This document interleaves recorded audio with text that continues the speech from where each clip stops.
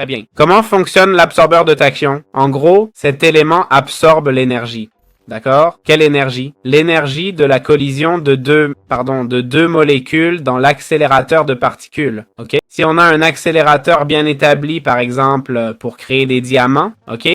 Il faut 500 d'énergie, on met 2 poudres de charbon qui collisionnent au même endroit, on place ces absorbeurs qui vont générer de l'énergie suite à cette explosion, ok? Important. Si un trou noir apparaît, on peut en tirer de l'énergie avec ça, ok? Avec l'absorbeur de tachyon, il faut mettre un générateur de pavés sous le trou, d'accord? Car le trou noir va constamment absorber des blocs. Si tu mets un générateur de pavés, il va les absorber, ok? Mets-le sous le trou, il absorbera les pavés sans tout détruire. Compris? Je le place ici pour éviter qu'il mange un objet important, ok? Voilà à quoi sert l'absorbeur de tachyon. C'est le dernier stade de production d'énergie, d'accord? Franchement, le mode Oritech m'a vraiment impressionné. J'adore tout le mode, en fait. Cette partie finale est cool, mais sans guide précis pour les accélérateurs, c'est flou.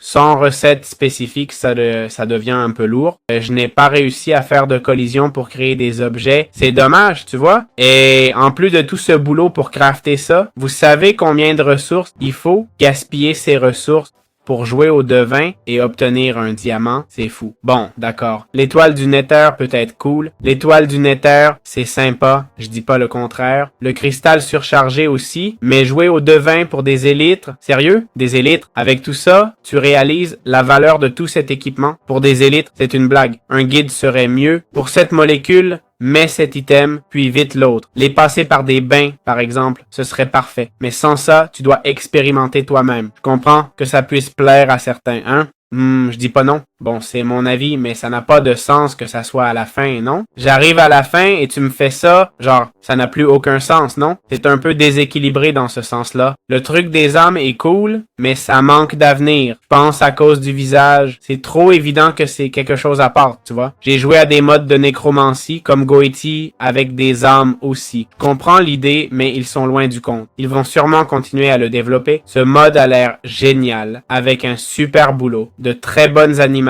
et un bon fonctionnement. Presque pas de bugs, sauf les cadres qui cassent et donnent des âmes, ou le générateur de lave qui se remplit tout seul après avoir pris un saut. À part ça, c'est un très bon mode que je recommande. Voilà, c'est tout. J'espère que ça vous a plu.